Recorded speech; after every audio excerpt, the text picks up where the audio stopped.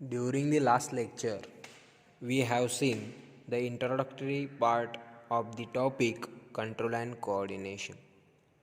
Okay, now in this chapter and in this lecture, we are going to see the neural tissue.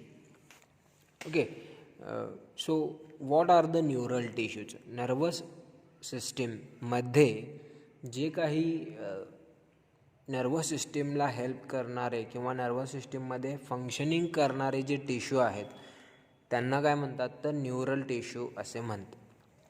Okay, so neural tissue it is consist of neurons and neuroglial cells. मी पहिल्यांदा सांगितलं होतं इंट्रोडक्शनमध्ये की neural टिश्यूमध्ये दोन महत्त्वाचे part आहेत. One is the neurons and another one is the neuroglial cells. आपण दोन्ही म्हणजे काय हे बघणार आहे. न्यूरॉन्स म्हणजे काय आणि न्यूरोग्लियल सेल्स म्हणजे काय. Okay, nerve is a bundle of exons outside the central nervous system. In the central nervous system it is called as a tract. आता नर्व म्हणजे काय आहे, नर्व कशाला म्हणतो आपण तर बंडल ऑफ एक्झॉन्स. आता एक्झॉन्स कशाचा पार्ट आहे तर एका न्यूरॉनचा भाग आहे. एक्झॉन काय आहे ते आपण पुढे बघणार आहे. नर्वला काय म्हणतात, it is a bundle of exons outside the central nervous system. म्हणजे सेंट्रल नर्वस सिस्टीमच्या बाहेर जे काही एक्झॉनचं बंडल असणार आहे त्याला नर्व असे म्हणतात. आणि या बंडलला सेंट्रल नर्वस सिस्टीममध्ये काय म्हणतात ट्रॅक्ट असे म्हणतात. बघा, बंडल ऑफ एक्झॉन आहे पण जर तो सेंट्रल नर्वस सिस्टीमच्या आउटसाईड असेल तर त्याला नर्व म्हणतात आणि सेंट्रल नर्वस सिस्टीममध्ये असेल तर त्याला ट्रॅक्ट असे म्हणतात. The nerves are sensory, motor और मिक्स्ड टाईप ऑफ नर्व्स. बघा, ह्या ज्या नर्व्स आहेत या तीन प्रकारच्या असतात. एक तर त्या सेन्सरी असतात, नाहीतर त्या मोटार असतात, नाहीतर त्या मिक्स्ड असतात. मिक्स्ड म्हणजे काय की ते सेन्सरीचं फंक्शन पण करतात आणि मोटरचं फंक्शन पण करतात. So nerves are sensory, motor और mixed. That means having both sensory and motor nerves. अशा तीन प्रकारच्या नर्व्स आपल्या बॉडीमध्ये प्रेझेंट असतात. All of these along with the nervous organs make the nervous system. म्हणजे ह्या तीन प्रकारच्या नर्व्स म्हणजे सेन्सरी नर्व, मोटार नर्व आणि मिक्स्ड टाईप ऑफ नर्व, या तिन्ही नर्व्स मिळून आणि जे काही नर्वस ऑर्गन्स आहेत, ओके, नर्वस ऑर्गन्स या सगळ्यांचं मिळून नर्वस सिस्टीम तयार होते हायर ॲनिमल्समध्ये. ओके, आता सेन्सरी नर्व काय करते, मेसेज बॉडीपासून ब्रेनपर्यंत म्हणजे सेंट्रल नर्वस सिस्टीमपर्यंत पाठवते. मोटर नर्व काय करते, तोच मेसेज ब्रेनपासून मग ऑर्गनकडे पाठवतो. आणि मिक्स्ड टाईप म्हणजे दोन्हीकडे मेसेज पाठवण्याचं काम करतं. Okay, also it brings control and coordination of activities in the body. म्हणजे बॉडीमध्ये ज्या काही ॲक्टिव्हिटी होतात त्या सगळ्याचं कंट्रोल आणि कोऑर्डिनेशन करण्याचं कामसुद्धा या नर्व्सच्या माध्यमातून केलं जातं. Some receptors brings sensory impulse to central nervous system. आता ही फंक्शन कसं चालतं बघा नर्वस सिस्टीमचं. काही रिसेप्टार्स जे आपल्या बॉडीवरती, स्किनवरती किंवा एखाद्या ऑर्गनच्या लेअरवरती, आउटर लेअरवरती काही रिसेप्टार्स प्रेझेंट असतात. ते रिसेप्टार्स काय करतात, सेन्सरी इम्पल्स सेंट्रल नर्वस सिस्टीमला पाठवतात. म्हणजे सेन्सरी नर्वस सिस्टीम नर्वचं काय काम आहे, बॉडीपासून सेंट्रल नर्वस सिस्टीमला इम्पल्स पाठवणं.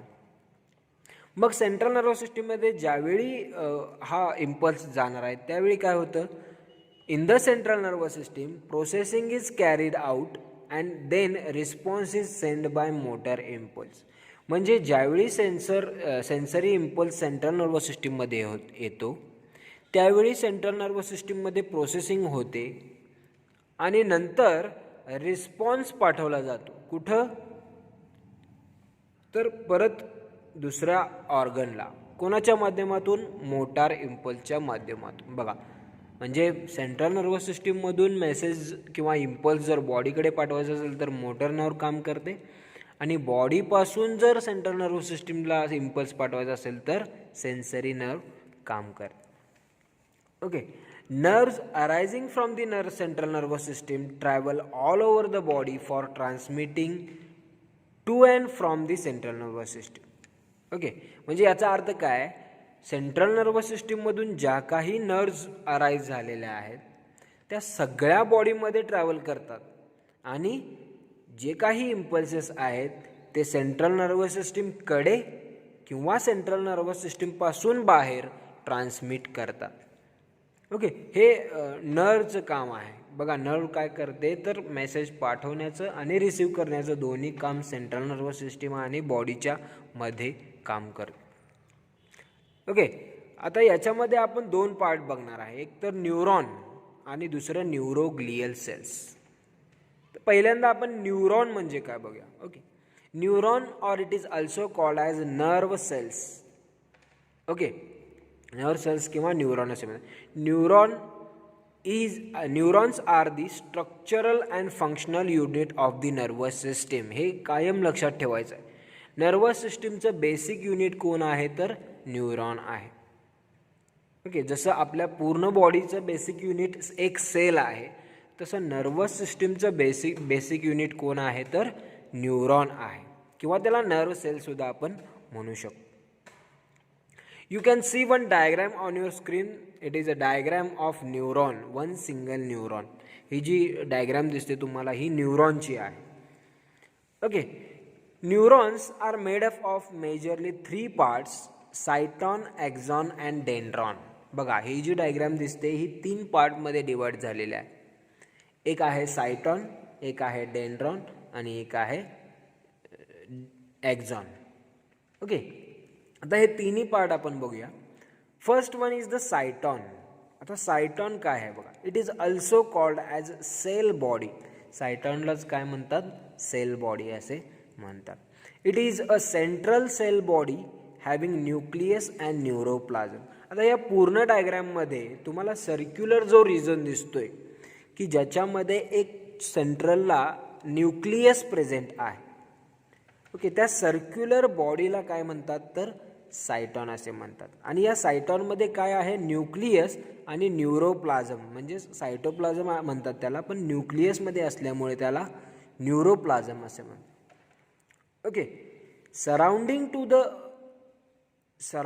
To the nucleus there is a cytoplasm in which Nissl granules, neurofibrils and other cell organelles are present. म्हणजे हे जे सायटॉन आहे की ज्याला आपण सेल बॉडी म्हणतो, ही एक सर्क्युलर बॉडी आहे. याच्यामध्ये न्यूक्लियस आणि न्यूरोप्लाझम प्रेझेंट आहे. आणि या न्यूरोप्लाझममध्ये किंवा या सायटोप्लाझममध्ये तुम्हाला निसाल ग्रॅन्युल्स, न्यूरोफायब्रिल्स आणि अदर सेल ऑर्गॅनेलिज बघायला मिळतील. ओके, म्हणजे एक नॉर्मल सेलमध्ये जेवढे सेल ऑर्गॅनेले आहेत तेवढे नर्वस सिस्टीममध्ये तुम्हाला दिसणार आहेत, मोस्ट ऑफ दी दिसणार आहेत. ओके, आता निसाल ग्रॅन्युल्स काय आहेत. निसाल ग्रॅन्युल्स आर रायबोप्रोटीन कंपोनंट्स. ओके, म्हणजे ते कसले प्रोटीन आहेत, रायबोप्रोटीन, म्हणजे प्रोटीनच आहेत ते, पण रायबोजपासून तयार झालेले प्रोटीन आहे. So Nissl granules are riboprotein component. आणि हे कशासाठी उपयोगी पडतात. Nissl granules important for the synthesis of enzymes required for formation of neurotransmitter. आता न्यूरोट्रान्समीटरचं फंक्शन आपण पुढे बघणार आहे, ज्यावेळी आपण पूर्ण नर्वस सिस्टीमचं फंक्शनिंग बघणार आहे. न्यूरोट्रान्समीटर खूपच गरजेचे आहे. आणि हे न्यूरोट्रान्समीटर तयार करणारे जे एन्झाईम्स आहेत लागणार आहेत, त्या एन्झाईम्सला तयार करण्यासाठी निसाल ग्रॅन्युल्स लागतात. म्हणजे किती इम्पॉर्टंट आहेत बघा निसाल ग्रॅन्युल्स.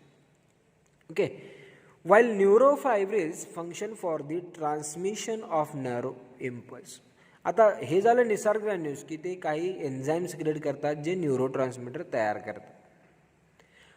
पण न्यूरोफायब्रिल्स कशासाठी फंक्शन करतात तर ट्रान्समिशन ऑफ नर्व इम्पल्स. आता नर्वस सिस्टीममध्ये नर्व इम्पल्स ट्रान्समिट करणं खूप आणि खूपच गरजेचं आहे. ओके, तरच नर्वस सिस्टीम फंक्शन करणार आहे. ओके, त्याचं ॲक्च्युअल फंक्शनिंग नर्वस सिस्टीमचं आपण बघणार आहे पुढं. पण इंट्रोडक्शनली तुम्हाला माहीत असू दे की न्यूरोफायब्रिल्स हे नर्व ट्रान्समिशन इम्पल्स ट्रान्समिट करतात.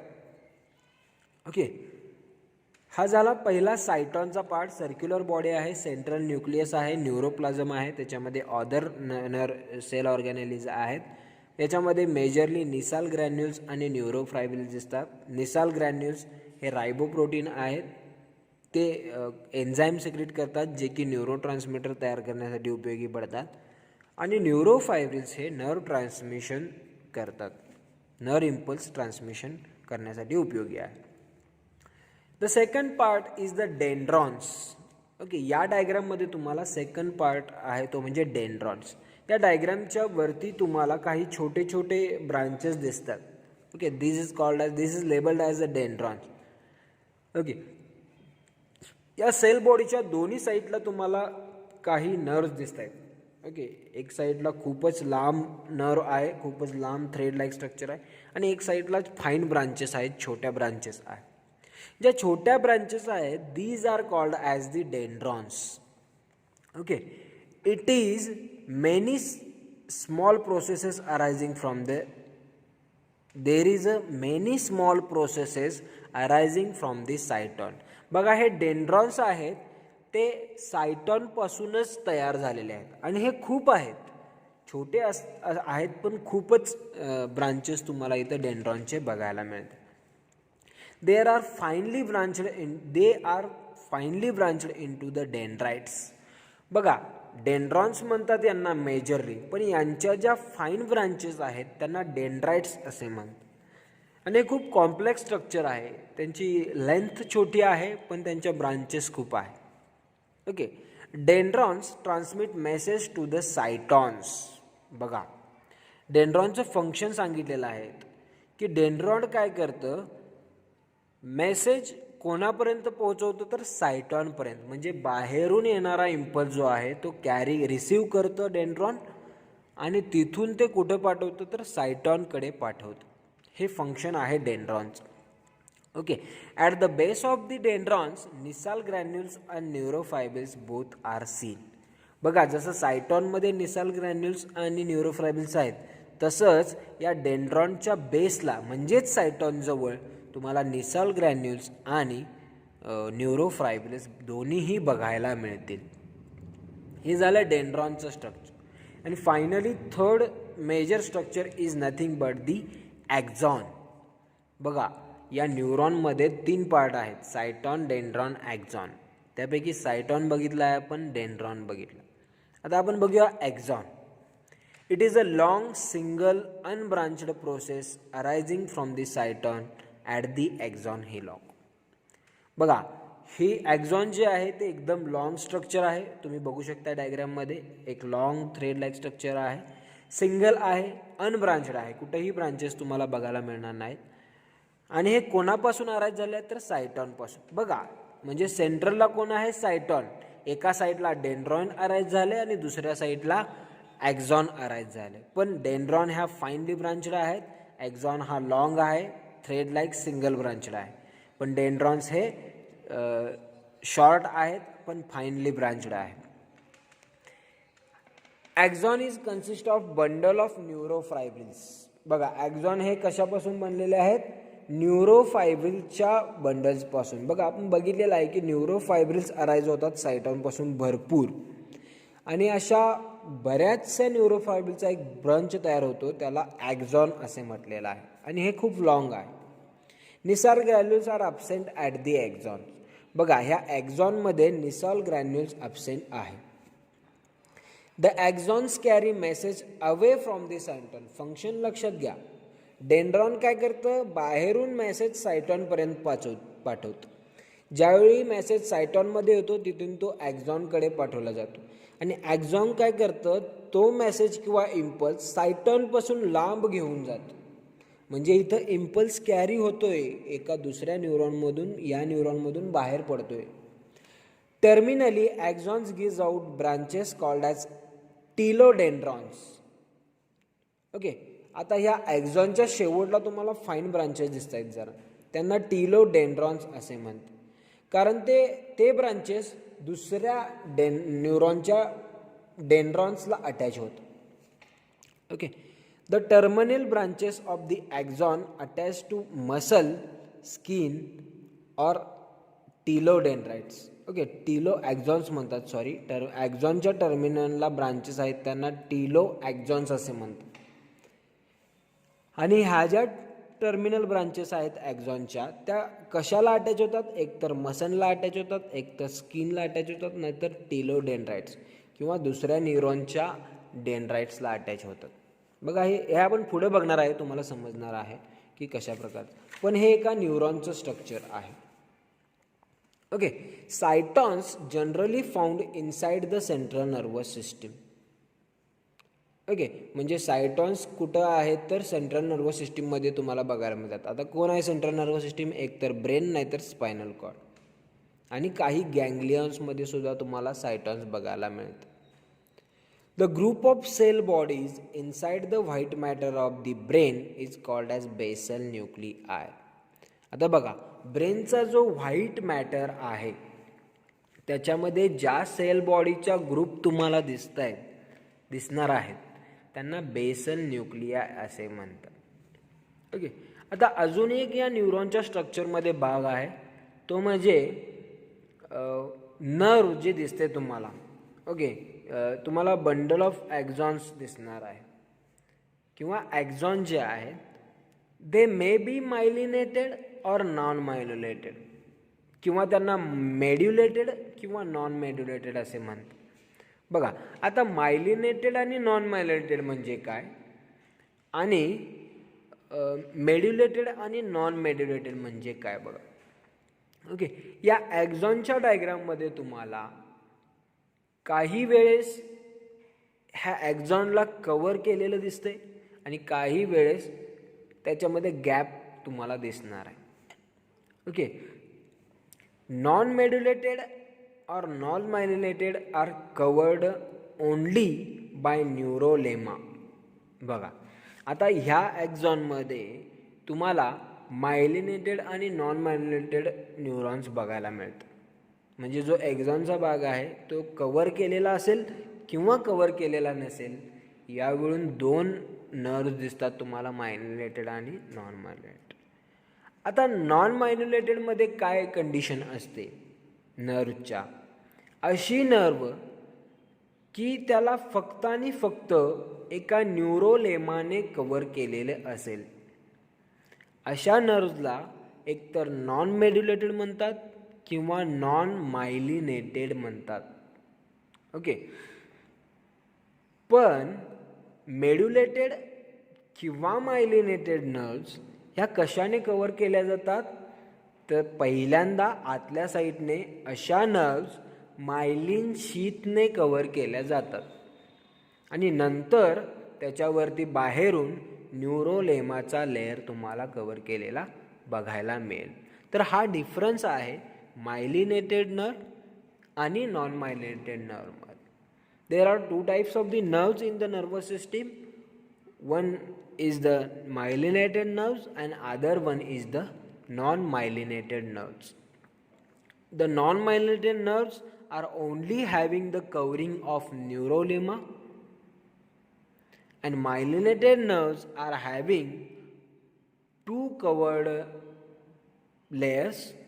Inner layer is the myelin sheath and outer layer is the neurolemma. Okay, so these two types of nerves are present. Then the conduction of nerve impulse is a mediated nerve. In the mediated nerve is 50 times faster than the non-mediated nerves. बघा काय difference आहे मेड्युलेटेड किंवा myelinated आणि non myelinated नर्व्समध्ये. तर या दोन्हींच्या मध्ये ज्याच्यावरती मायलिन शीथ प्रेझेंट आहे त्याच्यामध्ये नर्व इम्पल्सचं ट्रान्समिशन जे आहे ते 50 टाइम्स फास्टर होणार आहे. कोणापेक्षा? नॉन मेड्युलेटेड नर्व्सपेक्षा. म्हणजे ज्यांच्यामध्ये मायलिन शीथ प्रेझेंट आहे त्यांच्यामध्ये नर्व ट्रान्समिशन फास्ट होणार आहे, 50 पटीने जास्त होणार, फास्ट होणार. आणि ज्यांच्यामध्ये मायलिन शीथ ॲब्सेंट आहे त्यांच्यामध्ये तुम्हाला 50 पटीने कमी स्पीडने ट्रान्समिशन झालेलं बघायला मिळणार आहे. ओके, आता बघा की एकाच न्यूरॉनमध्ये तुम्हाला मायलिनेटेड आणि नॉन मायलिनेटेड लेयर्स रिजन्स बघायला मिळतील. ओके, आता ह्या स्ट्रक्चरमध्ये तुम्ही बघू शकताय की काही भाग जो आहे त्याला स्क्वेअर दिसतोय काही न्यूरॉनच्या भागाला, that is a myelin sheath. आणि या दोन मायलिन शीथच्या मध्ये तुम्हाला एक गॅप दिसतोय जिथं कुठल्याही प्रकारचं कवरिंग नाही. This is called as nodes of Ranvier. Nodes of Ranvier. Okay, या डायग्राममध्ये तुम्हाला दिसतं. आता नर्व ट्रान्समिट होताना कसं होतंय, तर जिथं मायलिनेटेड भाग आहे तिथं नर्व ट्रान्समिशन एकदम फास्ट होतं आणि जिथं मायलिन शीथ संपतं, जिथं नोड ऑफ रनव्हियार सुरू होतं, तिथून इम्पल्स डायरेक्टली जम्प करतो दुसऱ्या मायलिन शीथपर्यंत. म्हणजे बघा, नर्व इम्पल्स एवढ्या फास्ट जाण्याचं कारणच हे आहे की जिथं जिथं मायलिन शीथ आहे तिथं नर्व इम्पल्स एकदम फास्ट कॅरी होतो. ओके, आणि जिथं मायलिन शीथ नाही आहे तिथून डायरेक्टली जम्प करतं इम्पल्स कुठं, दुसऱ्या मायलिन शीथ. आता या मायलिन शीथचा दुसरा फायदा काय आहे, तर नर्व इम्पल्सचं रेग्युलेशन करण्याचं काम करतं. कारण समजा नर्व इम्पल्स खूपच स्पीडने ट्रान्समिट होत असेल तर तुम्हाला काही नर्वस शॉक्स बसण्याच्या चान्सेस असतं. Okay, it may be to the heart, it may be any of the organ, it may be to the brain. So myelin sheath is work as shock absorber also. म्हणजे myelin sheath काय करतोय तर shock ॲब्सॉर्बरचं, कारण जिथं जिथं nervous system nerves present आहेत त्याच्या साईडला तुम्हाला व्हायटल ऑर्गनसुद्धा बघायला मिळते. म्हणजे जसं आपल्यामध्ये ज्या काही वायर्स प्रेझेंट असतात घरामध्ये कुठल्याही इलेक्ट्रिकल मटेरियलमध्ये, तर या वायरमध्ये आतल्या साईडला जे काही मटेरियल आहे की ज्याच्यातून इलेक्ट्रिक करंट पास होतो. Okay, these are just like that of our neurons or nerves.